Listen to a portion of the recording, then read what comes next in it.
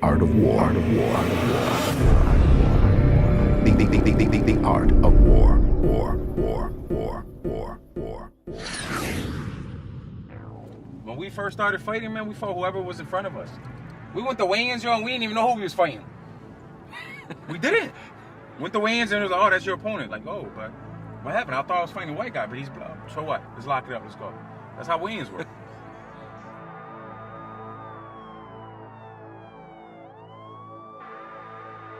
I remember my brother fought for who it was. I don't remember who it was. Except he or somebody went to weigh-ins. He had 3 guys there because the one guy said he was hurt. The other guy missed weight. So my brother, what my brother said, whoever makes weight is who I'm fighting. And he ended up fighting the guy Bam something, whatever. That's how it should be. We shouldn't be having to hand-pick opponents. You want to call yourself a best fighter, but you want to hand-pick opponents. Come on now, stop playing, man.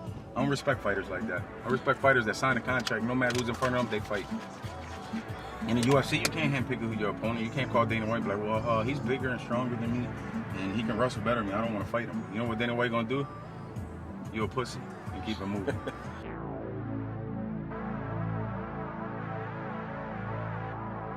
If you want to be the best 45er in Philadelphia or in the region, fight whoever they put in front of you. Don't make excuses. Who's the best 45 right now? My brother. I didn't even get it all out. My brother. I don't care who it is. And Bill Argio, my brother, Popo, all those guys who train the guys, those the best 45ers in Philadelphia right now. And if I'm missing anybody that trains with me, I'm sorry. But to me, my brother, Popo, Bill Argio, those guys are the best 45ers around because you know what? Whoever they put in front of them, they don't deny it. They fight. Popo's fought top level guys. My brother Popo fought. Bill too. Bill Argio, you know how many people don't want to fight this guy? So he's fighting on the little shows. You know what I mean? But Bill Argio's going to get a shot one day. My brother too. You know what I mean? And same thing with Popo. Popo haven't fought in a while. He's been doing jiu-jitsu tournaments. I heard he's hurt. But these are the guys that whoever they put in front of them, they fight. There's no excuses. They want to fight top-notch guys. There's no excuses.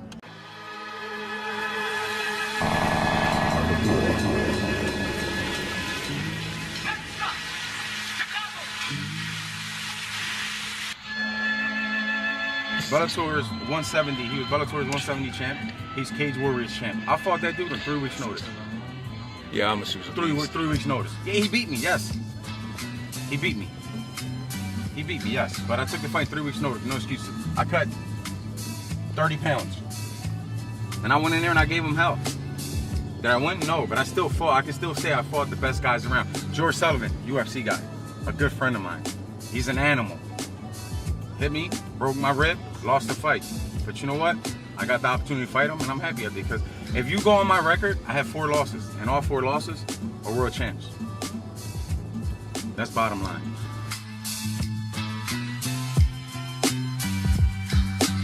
Who's the hardest fight you've ever had? Who's the hardest fight I ever had? Sullivan. Sullivan was tough. But my hardest fight was Eddie Rivera. Because I didn't know nothing about him, nothing at all. He took the fight in like 4 days' notice, you know, and I was fighting a totally different style. And he was my first decision.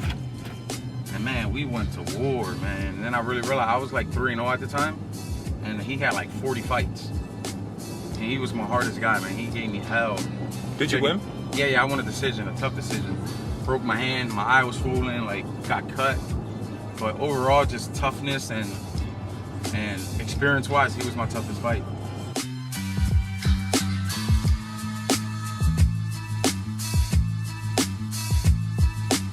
What's the hardest single time you've been hit in any fight? Time I've been Doug Gordon, when he shattered my nose. He shattered my nose and put me out. I don't remember nothing. I still haven't found my mouthpiece. Yeah. My brother joke around. Me and my brother joke around that all the time. He said I swallowed it. But yeah, he shattered my nose. I had surgery on my nose, but then he got popped for illegal substance, whatever it was. I don't know, because they don't. After your fight? Yeah, they don't disclose that with you. And he missed weight by 5 pounds. Damn. Yeah, he missed weight by 5 pounds. I still took the fight after my dad told me not to, and I still took it. And he came in, got in exchange with him, and shattered, like he put me to him, shattered my nose, and then he got popped. That's why we don't take fights when people don't make weight.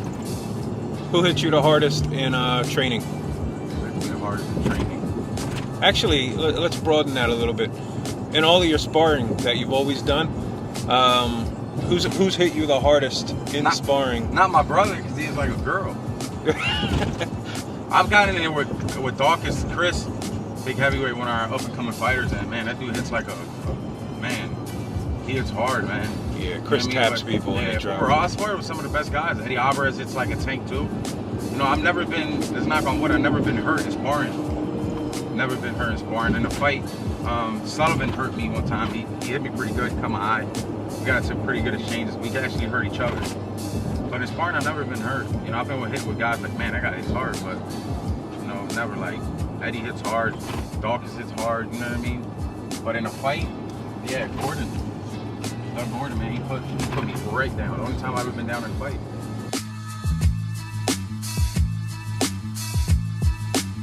Who I was 2 years ago to who I am today is from 0 to 100. And come December 8th, people are gonna be like, oh shit, the old Chavo's back. You know what I mean? The old Chavo hasn't been back in a couple years, you know, still in a life situation. And I was kind of using the gym and MMA and jiu-jitsu to get away from all of that.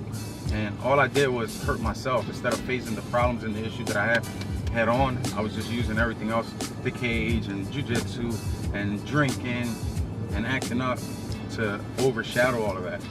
And one day I said, you know what, man, I can't do this anymore. I got to face my problems head on if I want to continue my fighting career. I want to continue to be the great father that I strive to do every day. You know, most importantly, that's what my goal is, to be a better man every day for my kids, for my two boys. And that's it, you know what I mean? And I felt stuck. And I couldn't even be that. So I had to stop everything I was doing and concentrate on being a better man first and a better father to my boys than fighting, than jiu-jitsu, than the gym, than anything else. And once I accomplished that and I felt better, then I started training. That's when I helped my brother start training, Chris, Kyle, all the guys, and I started getting that hunger back. I lost the hunger because of everything that was going on in life. You know, so now I'm ready to go, man. Guns blazing again.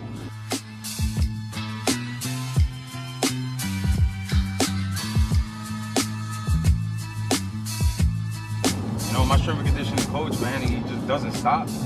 He's my wrestling coach as well, too, because, you know, everybody knows my jiu-jitsu, my brother especially, his jiu-jitsu is world class, you know, and I'm under him, you know, and our instructor, Jay Wagner, he's from BJJ United.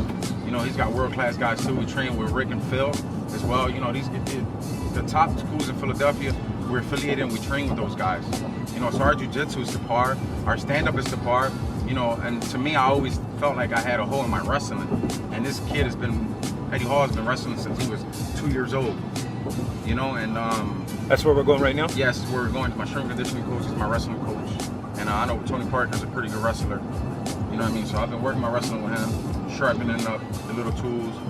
You know, he's been studying him on his wrestling, and we've just been going over stuff that he thinks will help me in the fight. He's actually will be in my corner as well.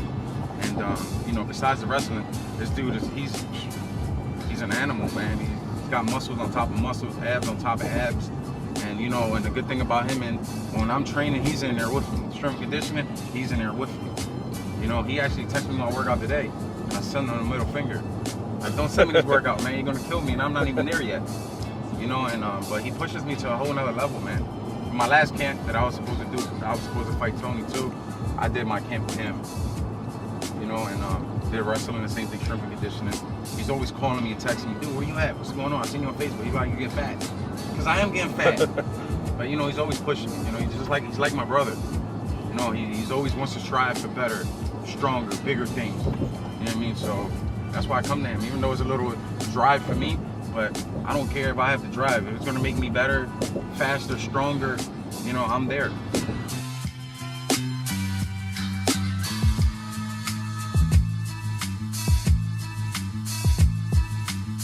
Man, the things I've seen, we grew up in recent Canberra, front Allegheny, you know, that's like, they call it the Badlands, the hood of the hood.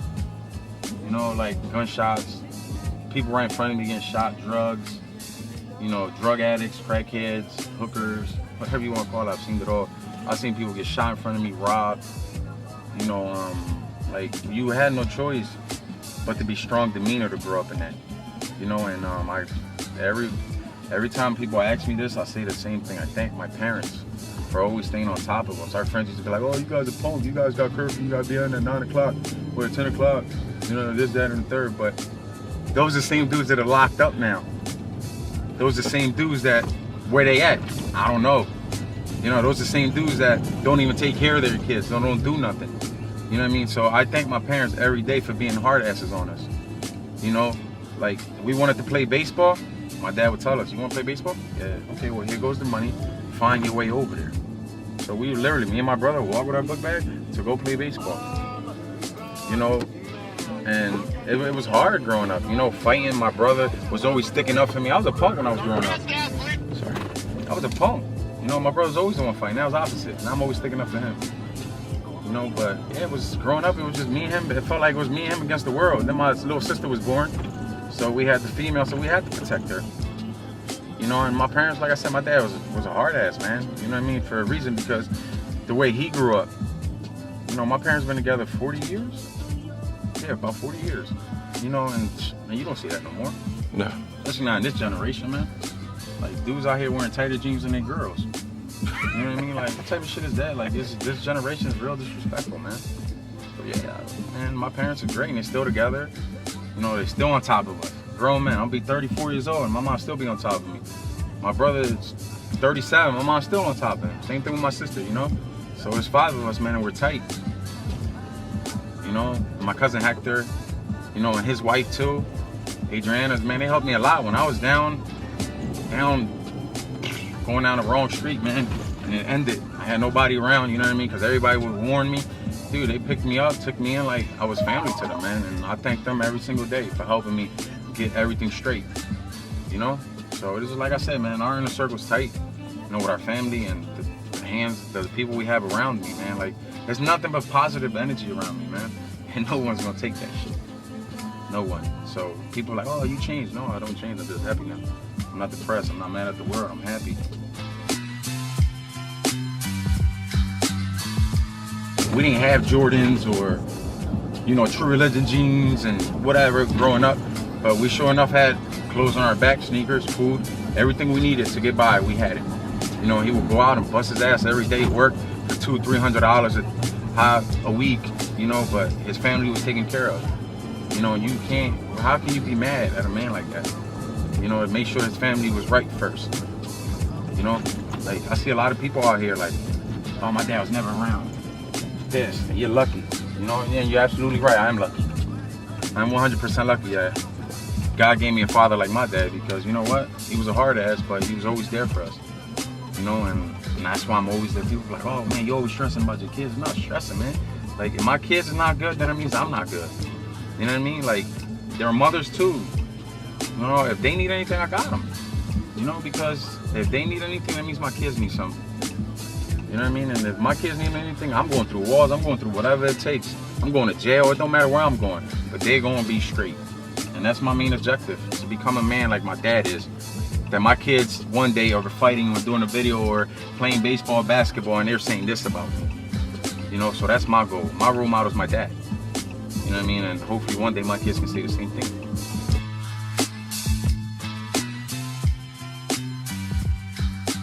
It's going to end however Tony wants it to end. Bottom line, if he stands with me, I'm going to put him to sleep. If he takes me down, I'm going to submit him. So he's going to pick his poison. And that's the bottom line. I'm not scared of his jiu-jitsu. I'm not scared of his wrestling. I'm definitely not scared of his stand-up. You know what I mean? So if he shoots, I'm a sprawl. And every opportunity I get, he's going to eat a right hand. I just think Chav's just too good of an all-around fighter.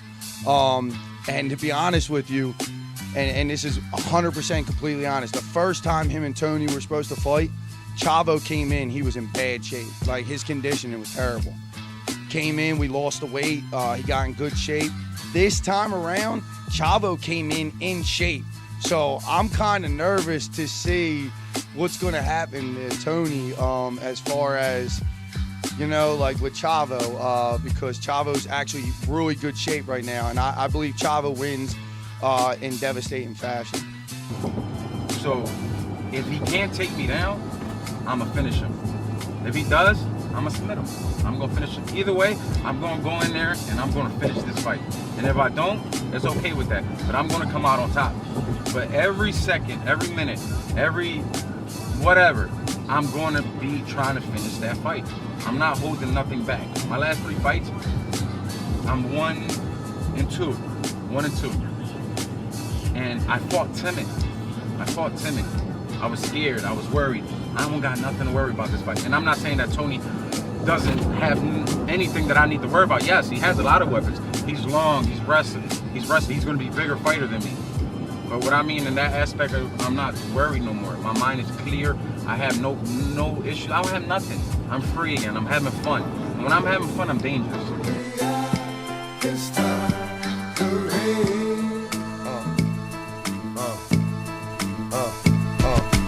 Now I know only I can stop the rain. It's not that we gotta do what we do, it's what we know. So to me it ain't nothing but being true, but Art of war. Art of war.